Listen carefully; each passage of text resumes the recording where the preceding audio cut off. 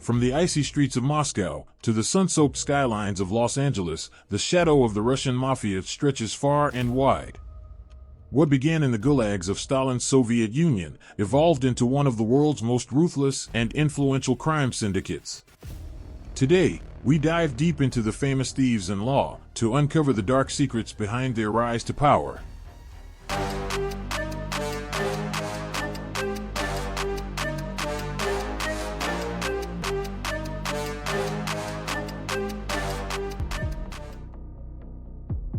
The criminal syndicates originating from the former Soviet Union, commonly referred to as the Russian Mafia or mob, also go by the moniker Red Mafiya. These groups operate under the strict control of powerful leaders known as Vory v Zakone, or thieves in law. Despite their infamy, the Kremlin dismisses the association of Russia with organized crime as an exaggerated stereotype, preferring to call these groups the so-called Russian Mafia. This approach reflects the government's frustration with the enduring link between their country and organized crime in the public consciousness. Russian mobsters have become Hollywood's favorite villains, much to the dismay of the Kremlin. The portrayal of these criminals as archetypal antagonists has reached such a level that even some American officials have expressed empathy for Russia's tarnished image. During a Kremlin-endorsed press event, Alexander Vershbow, a former U.S. ambassador to Russia, voiced his disappointment over a 2003 survey that revealed many Americans perceive Russia as a nation plagued by crime.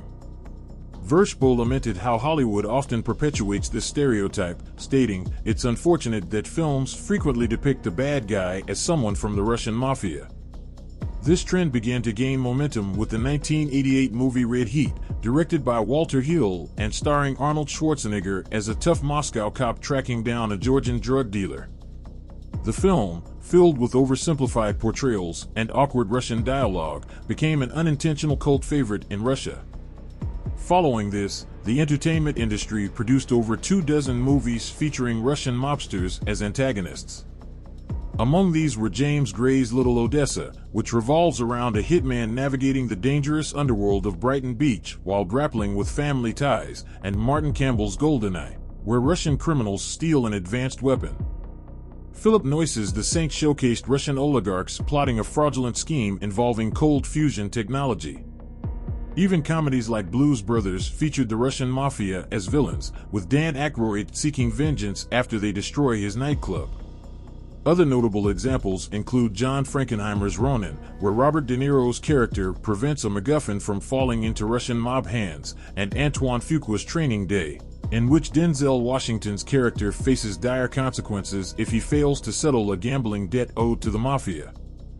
David Cronenberg's Eastern Promises offered a more nuanced portrayal, focusing on a mysterious enforcer climbing the ranks of the Russian underworld in London. Collectively, these films shifted the cinematic spotlight from the Italian Mafia, once epitomized by The Godfather, to their Russian counterparts, cementing them as Hollywood's villains of choice. However, the real-life activities of the Russian Mafia often surpass the fictional narratives in both audacity and complexity. At the 2002 Winter Olympics in Salt Lake City, Russian mobsters orchestrated the bribery of a French judge, ensuring a gold medal victory for their country's figure skating pair. In another shocking event from 1997, members of the Russian Mafia negotiated the sale of a decommissioned Soviet submarine to a Colombian drug cartel, intended for use in drug smuggling operations. These incidents highlight the organization's far-reaching influence and resourcefulness. Organized crime has deep roots in Russia, tracing back to the late 19th century. While the Russian Revolution disrupted its operations, it did not eradicate them entirely. Under the Soviet regime, criminal syndicates found ways to adapt, flourishing in the shadows of the black market in close collaboration with corrupt government officials. Unlike the Italian Mafia, which relied heavily on familial ties, Russian criminal organizations built their foundations in the brutal environment of Stalin's gulags.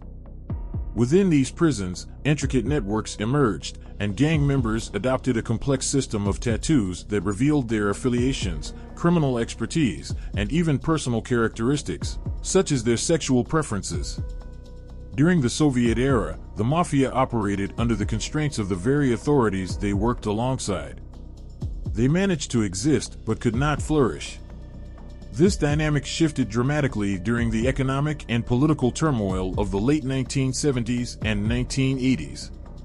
As the Soviet Union grappled with the unsustainable burden of its massive military expenditures, a faltering agricultural sector, and an inefficient industrial framework, the economy began to crumble. By 1991, the Soviet Union disintegrated quietly, with its leaders believing their interests would be better served by embracing a free market capitalist system. The Russian mafia quickly seized the opportunities that arose from the chaos following the collapse of the Soviet state. Their established networks from the Soviet era remained intact, allowing them to transition seamlessly into the new economic landscape. With the borders of the former Soviet Union opening and the economy in disarray, the Russian mafia rapidly transformed into a sprawling transnational entity, extending its reach into all 15 former Soviet republics and much of the Eastern Bloc. The instability of the early 1990s provided fertile ground for the mafia to expand their ranks. They recruited enforcers from the ranks of the unemployed but highly skilled, former KGB agents, special forces operatives returning from the disastrous Afghan war, and Soviet athletes, including sharpshooters and wrestlers, who had lost state sponsorship. The leadership of these criminal organizations capitalized on the post-Soviet privatization wave, buying state enterprises during the Kremlin's controversial fire sale. This not only expanded their wealth, but allowed them to exert influence over vast swaths of the economy. Today, the Russian mafia controls significant portions of the nation's economic infrastructure. According to Alexander Yelin of the Interior Ministry's Organized Crime Division, over 2,000 industrial entities in Russia have fallen under criminal control. Yelin described how criminal bosses and operatives are not only amassing wealth, but are also pursuing political power. He estimated that there are around 450 active mafia groups with a combined membership of approximately 12,000 individuals. However, other experts suggest these figures significantly underestimate the scale of the problem. One prominent crime analyst estimated there are as many as 10,000 groups with a staggering 300,000 members, many of whom serve as private enforcers for mafia leaders and their enterprises. These groups function within a hierarchical structure led by powerful bosses, the Vory v. Zakone, whose origins trace back to the Soviet era. Vladimir Ovchinsky, who monitored organized crime in Russia for Interpol during the late 1990s, painted a bleak picture of the situation. He noted that a substantial portion of Russia's economic infrastructure is deeply intertwined with criminal activities. Many former mafia bosses, once feared figures in the underworld, are now influential players driving the nation's economy. In a leaked 2003 speech, Rashid Nergalayev, the head of the Interior Ministry and Russia's top law enforcement official, revealed that industries such as energy, metals, timber, fisheries, and fuel have fallen under mafia control. This dominance stifles healthy competition, making it nearly impossible for foreign companies to operate within Russia, while political corruption shields these criminal enterprises from government oversight. The implications of this pervasive mafia influence are profound. The lack of genuine competition in the economy and the endemic corruption have crippled the government's ability to provide basic services, drawing comparisons to the dysfunction seen in many sub-Saharan African nations. The money generated by these criminal enterprises is funneled through mafia-controlled banks, where it is laundered before being transferred to offshore accounts in financial havens such as Switzerland. Of Russia's 1,200 banks, only about 200 are believed to operate legitimately, with the remainder serving as fronts for criminal activity. This murky financial environment has made banking one of the most dangerous professions in Russia. During the mid-1990s, at the peak of what was dubbed the Russian Gold Rush, 13 high-ranking bankers were assassinated in Moscow within a single year. The broader picture is even more harrowing. In 2003, government estimates placed the number of contract killings across Russia at approximately 5,000. Gennady Gudkov, a member of the Duma's Security Committee and a reserve officer in the FSB, highlighted the social dimension of the problem, pointing out that criminal organizations often recruit their members from among the nation's unemployed youth. Many of these young men, desperate for a quick payday, are willing to commit violent acts for as little as $500. Interior Minister Rashid Nergalayev has highlighted the staggering reach of organized crime in Russia, estimating that the mafia exerts control over nearly 10% of the nation. This influence is particularly concentrated in some of the country's most significant and resource-rich regions, including Moscow, St. Petersburg, Siberia, and the Southern Territories. These areas represent the wealthiest and most economically productive parts of the world's largest country, making them prime targets for mafia domination.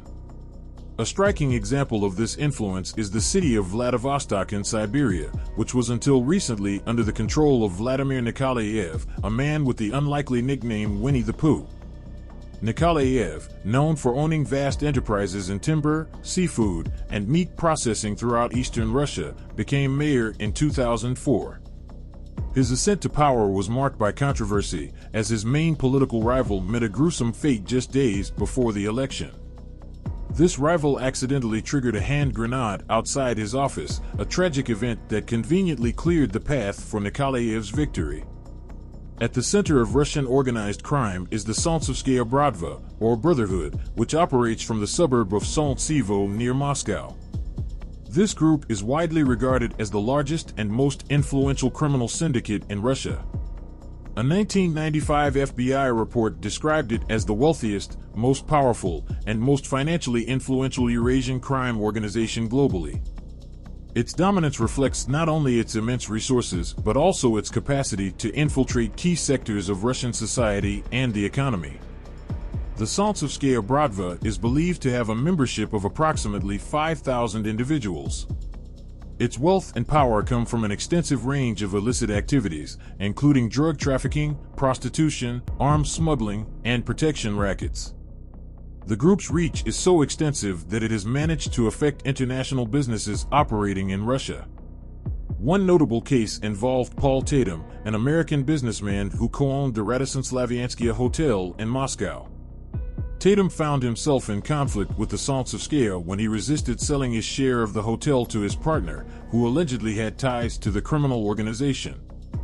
This defiance came at a steep cost. In November 1996, Tatum was ambushed and assassinated in a Moscow subway station.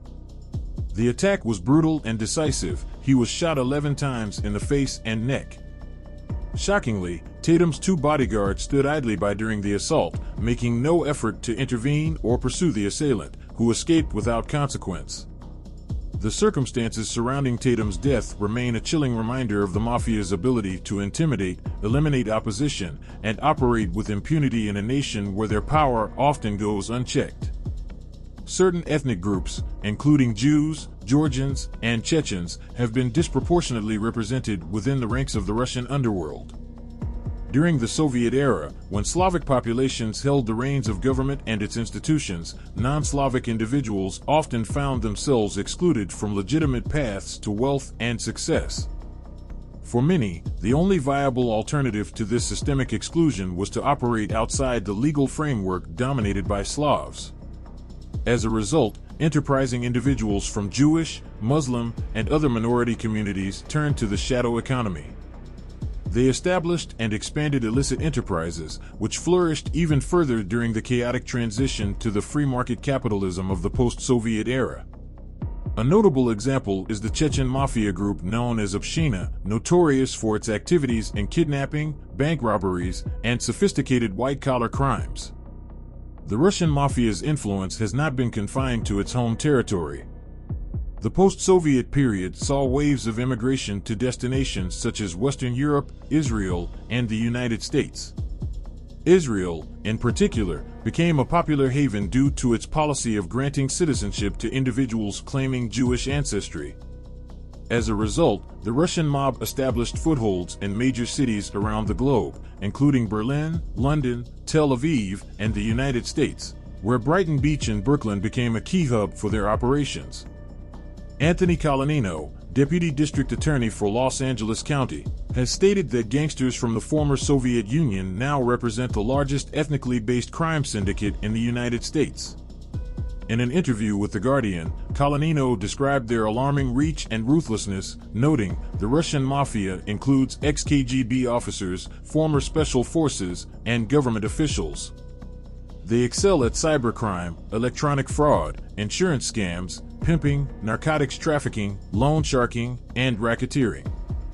Unlike the old Italian mob, which maintained a twisted code of honor, these criminals show no such restraint. They'll kill not just you but your wife, children, relatives, and even neighbors. They are brutally efficient and terrifyingly ruthless. The Russian mafia's criminal enterprises span a wide range of activities, dealing in drugs, arms, gambling, and highly lucrative markets such as black market caviar and, most notoriously, human trafficking.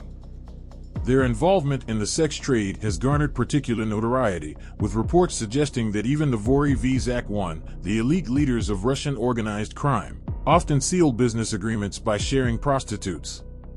Human trafficking has become a cornerstone of their operations because it is both highly profitable and carries less legal risk compared to drug or arms smuggling. By 2002, the Russian mafia was earning an estimated $7 billion annually through the trafficking of approximately 160,000 women, many of whom were transported to destinations such as China, Europe, and the United States, often via Mexico. The process of human trafficking begins with promises of lucrative jobs abroad, enticing women to leave their home countries. Once abroad, their passports are confiscated, and they are imprisoned in brothels controlled by mafia syndicates. These women are subjected to inhumane conditions, including psychological and physical abuse, to ensure their compliance. In some cases, traffickers break their resistance by forcing them to witness a show murder, where a woman who refuses to work as a prostitute is brutally killed. The captive women are also threatened with violence against their families if they cooperate with law enforcement, a threat that, given the mafia's reputation, is often credible. Women from the former Soviet Union are often treated as commodities, with their price determined by their perceived value. A woman's initial price on the black market can reach as high as $15,000, depending on factors such as age and appearance. Over time, as their profitability decreases, their circumstances become even more precarious. There are rumors that women deemed no longer sexually marketable are sometimes killed, with their organs harvested for the illegal transplant trade, a grim testament to the dehumanizing nature of these criminal operations. Elena Mizalina, a member of the Russian Duma who played a key role in passing Russia's 2002 anti-human trafficking law, pointed out that the profits from the slave trade surpassed those of drug trafficking. Her statement underscores the scale and profitability of this sinister industry, which continues to exploit thousands of vulnerable individuals while generating immense wealth for the criminal syndicates that perpetuate it. The brutality, greed, and systematic dehumanization that define the Russian mafia's involvement in human trafficking highlight the chilling extent of their power and influence on a global scale. David Harrison of the Sunday Telegraph in London recounted the harrowing story of Irina Valensky, a 21-year-old woman from Lithuania whose life was tragically consumed by the sex trafficking industry. Living and working in London, Irina spent 6 days a week servicing clients in 2 apartments and a massage parlor. Each day, she was forced to have sex with between 25 to 30 men, who were charged anywhere from $300 to $800 per session. Despite the significant sums of money her work generated, almost all of it was taken by her Russian owner, leaving her with little to no control over her earnings or her life. Harrison detailed Irina's grim reality, shedding light on the mechanisms of deception and violence used to trap her. Like many victims of human trafficking, Irina had been lured to Britain under false pretenses. Responding to a seemingly legitimate newspaper advertisement in Vilnius, she believed she had secured an exciting opportunity as a waitress in London. However, upon her arrival in England, the illusion of freedom and opportunity was swiftly shattered. Almost immediately, Irina was handed over to an Albanian trafficker who took her passport and informed her that he had purchased her for $8,200. She was told she would have to work as a prostitute to repay the supposed debt. Her resistance was crushed through physical and sexual violence. That first night, he raped me to break me in, she recounted. Any thoughts of escape were quickly extinguished as the trafficker kept her under constant surveillance. If she stepped out of line, she was met with brutality. He hit her in the face, and his associates took turns raping her. I lost the will to run away, she admitted, her spirit crushed under the weight of repeated abuse. After a year of enduring this nightmare, Irina was sold to another trafficker, this time a Russian pimp. The change in ownership did nothing to improve her situation. Instead, it underscored the commodification of her existence. Now trapped in a cycle of sexual servitude, she seemed resigned to her fate. When asked by Harrison what it would take for her to escape this life, Irina's response revealed the depth of her despair. Staring blankly at a sentimental painting of a child hanging on the wall, she replied with a weary voice, "I don't know. It's dangerous. They would get me or my family. What else could I do? Where could I go?" Her words painted a grim picture of the hopelessness that defines the lives of trafficking victims. Threats to her family in Lithuania ensured her compliance, creating an unbreakable chain of fear and submission. For Irina, the concept of freedom seemed unattainable, a distant dream overshadowed by the pervasive power and ruthlessness of those who controlled her life. Her story is a stark reminder of the human cost of the global sex trafficking trade, where lives are bought, sold, and destroyed without regard for the individuals trapped within its web. Russian organized crime operates on a global scale, extending its reach far beyond the borders of its homeland. This influence is particularly pronounced in Eastern Europe due to historical and geographical ties, but it has also made significant inroads into Western financial and cultural hubs. Among these, London, often nicknamed Moscow on the Thames, stands out as a key destination for Russia's criminal and business elite, a distinction that highlights how blurred the line between legitimate and illegitimate enterprises can be in these circles. London's appeal lies in its long-established Russian community, its status as Europe's financial capital, and the simple fact that it is not located in the United States. When asked by ABC News why London, rather than New York, has become the primary destination for Russian elites, Alyona Muchinskaya of Red Square PR pointed out the lingering impact of the Cold War, noting that, for many Russians, America was the biggest enemy. Nonetheless, the United States has not been immune to the expansion of Russian organized crime. The roots of this influence can be traced back to the 1970s, when waves of Russian immigrants began settling in areas such as Brighton Beach in Brooklyn, New York, and parts of the San Fernando Valley in Los Angeles. These communities provided fertile ground for the establishment of criminal operations, which would go on to leave a mark on American organized crime history. One particularly chilling example of Russian mob activity in the U.S. was the string of crimes carried out by a gang led by Yuri Michael and Georgis Katamovas, two men of Russian and Lithuanian descent. After moving to Los Angeles, the pair devised a macabre scheme aimed at amassing $100 million, not only for themselves but also for the benefit of their shadowy bosses, whose identities remain a mystery. The plan involved targeting wealthy individuals from the former Soviet Union and Eastern Europe who were living in the U.S. The gang would kidnap these victims, record their voices pleading for help, murder them to eliminate witnesses, and then use the recordings to extort ransom payments from their families. Their spree began in the fall of 2001, claiming the lives of 5 individuals, all Russians residing in Southern California. The gang held these victims hostage, demanded ransom payments, and ultimately strangled them to death. In one particularly horrific instance, a victim who resisted death was subdued when Michael stood on his chest until he suffocated. Among the gang's victims were notable figures such as George Safiev, the president of Matador Media, a film production company, and Nick Karabads, its CEO, who was also the son of the celebrated Georgian actress Ruko Kignadze. The gang disposed of their victims' bodies by dumping them into the New Malones Reservoir near Yosemite National Park in Northern California. Their grim ambition reportedly included filling the reservoir with so many corpses that they would be stacked on top of one another. However, this plan was thwarted when one of the bodies, lacking the expected cement shoes to weigh it down, floated to the surface. The gruesome discovery was made by a young boy fishing with his father and grandfather, exposing the crimes and triggering a law enforcement investigation. Michael and Katamovas were arrested and subsequently tried in federal court. The prosecution emphasized the calculated and brutal nature of their crimes, describing them as acts carried out within the structure of a violent Russian criminal organization.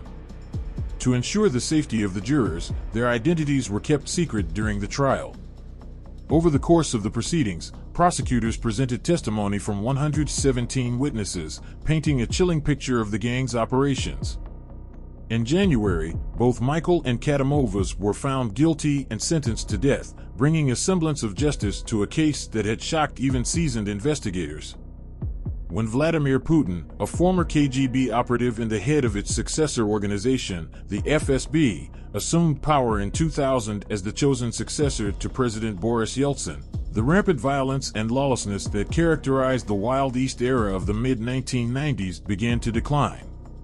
Murders tied to organized crime became less frequent, and the overt dominance of gangsters in Russian society started to fade. However, this shift did not signify the end of the mafia. It merely marked a transformation in its methods and integration into the country's power structure. Anvar Amirov, an expert on the intricate relationship between the state and the business elite, explained this evolution succinctly. "We've reached a point where our Don Corleones want their sons to occupy seats in the Russian Senate." This statement underscores the aspiration of Russia's criminal elite to secure legitimacy and embed themselves into the fabric of government, solidifying their influence for future generations. The distinction between a traditional mobster and many of Russia's wealthiest and most powerful oligarchs lies primarily in their sophistication and the scale of their operations. Rather than profiting from illicit trades such as human trafficking, these individuals control vast, legitimate industries like mining, energy, and natural resources. For instance, the Russian nickel industry generates far greater wealth than even the most profitable underground enterprises.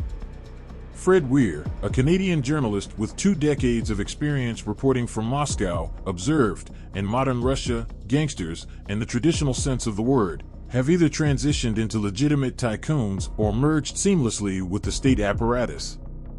Stephen Handelman, author of Comrade Criminal, Russia's New Mafia, elaborated further during an interview with CNN. He noted that in the early 1990s, following the collapse of the Soviet Union, Russian gangs wielded enormous power, controlling substantial portions of the economy. The period was marked by intense turf wars as crime syndicates and their leaders vied for dominance, leading to the elimination of many prominent gangsters during bloody battles. This period of chaos eventually gave way to a more insidious form of organized crime. Russian crime reverted to its original state, Handelman explained, embedding itself within government institutions and leveraging official systems to control the country's economic levers for profit. By the late 1990s and early 2000s, with Putin in power, the overt gang wars of the past had largely been replaced by quieter, internal struggles among Kremlin factions and their affiliated power networks. The roots of this transformation can be traced back to the early 1990s, when the Soviet Union dissolved, leaving a vast wealth of privatized industries up for grabs.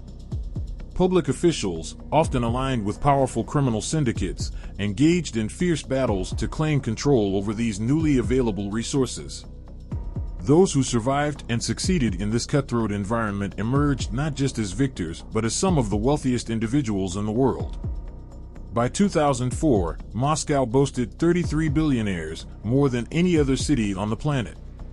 Today, 53 Russians collectively control an estimated $400 billion in capital, a sum that represents roughly 1/3 of the nation's GDP.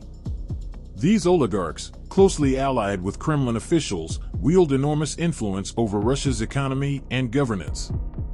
Many government officials supplement their official salaries by serving on the boards of these oligarchs' corporations, creating a symbiotic relationship that consolidates power in a tight-knit elite circle. The result is a system where wealth, government authority, and organized crime have merged, creating an unparalleled concentration of power that shapes modern Russia.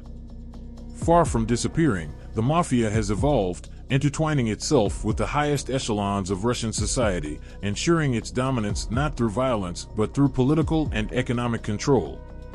On February 20th, Russia's public chamber, the country's official oversight body, released a highly anticipated report on the pervasive issue of corruption. During a press conference, Andrei Przezdomsky, a prominent member of the chamber's subcommittee on combating corruption, offered a stark assessment of the situation. He declared, "The system of governance is corrupt at all levels." This poses the gravest threat to the government, and unless decisive action is taken to address corruption, we will be incapable of resolving any other significant issues, whether economic, social, or political. His words underscored the systemic nature of corruption in Russia and the urgency of reform. In recent years, the Putin administration has made efforts to project an image of cracking down on organized crime and corruption, often targeting high-profile figures to demonstrate its commitment. A notable example is the arrest of Vladimir Nikolayev, nicknamed Winnie the Pooh, the mayor of Vladivostok. In March, Nikolayev was apprehended and charged with misusing government resources, including using public funds to pay his bodyguards and chartering government planes for lavish family vacations. This wasn't his first run-in with the law. He had previously been arrested for physically assaulting a local official and threatening another with death. Nikolayev's case was widely covered in the Russian media, as he was one of the most prominent government officials ever to face legal consequences. In another incident that drew significant attention, the government publicly reprimanded Mikhail Prokhorov, a towering 6'6" billionaire playboy and one of Russia's wealthiest individuals, with a fortune of $13.5 billion. Prokhorov, who holds a commanding position in Russia's nickel industry, was briefly detained in France in connection with an investigation into an international prostitution ring. Although he was released without charges, the scandal revealed that he had reportedly flown a plane full of prostitutes to attend his lavish Orthodox Christmas party in the French Alps. This indiscretion allegedly strained his relationship with President Vladimir Putin, who had previously regarded him as an ally. Despite these high-profile cases, many observers argue that the Russian government has fallen far short of effectively curbing organized crime and corruption. While occasional arrests make headlines, they often appear more like symbolic gestures than genuine attempts to dismantle the deeply entrenched criminal networks that influence Russia's political and economic landscape. Looking to the future, the outlook remains troubling. Jeffrey Robinson, an expert on the Russian mafia and author of The Merger, How Organized Crime is Taking Over the World, has issued dire warnings about the global reach of Russian organized crime. He argues that the Russian mafia has successfully forged alliances with other criminal syndicates worldwide, creating what he describes as a wealthy cabal destined to become the most powerful special interest group on Earth. These partnerships not only enhance the mafia's global influence, but also raise concerns about their ability to manipulate international markets, economies, and governments. In the face of these challenges, the Russian government's limited successes highlight the magnitude of the problem. The fusion of organized crime, political power, and corruption continues to erode public trust and stymie meaningful reform, leaving many to wonder if Russia's battle against its shadowy underworld can ever truly be won.